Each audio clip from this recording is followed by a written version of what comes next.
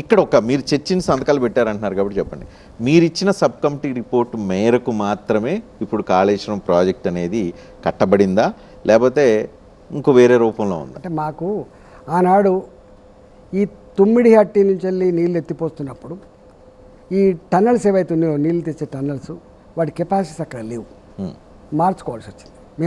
మేమే sub కమిటీనే మార్చాం. Even ఇప్పుడు మల్లన్న సాగర్ ఉంది, ఆడ చిన్న రిజర్వాయర్ ఉంది, అది 50 టీఎంసీలకు.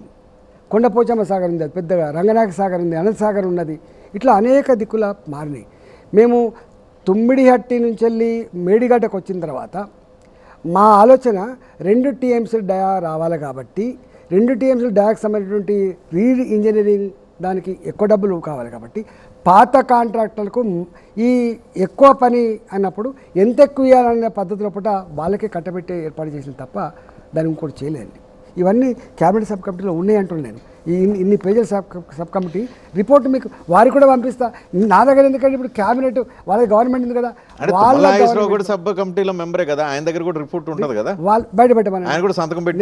నేను ఒక మాట అంటున్నా, ఇవన్నీ ఇప్పుడు నేను చెప్పేదానికంటే ఇప్పుడు మొత్తం గవర్నమెంట్లో వాళ్ళే ఉన్నారు కాబట్టి ఏమేమి జరిగిందో మొత్తం బయట పెట్టమని చెప్పండి, తప్పేముందండి. ఇంక్లూడింగ్ మినిట్స్ కూడా బయట అన్ని అంటే గవర్నమెంట్ పరంగా బయట పెట్టడానికి ఆస్కారం ఏమున్నాయి అని బయట పెట్టమని చెప్పండి, దాన్ని తేల్చమని చెప్పండి.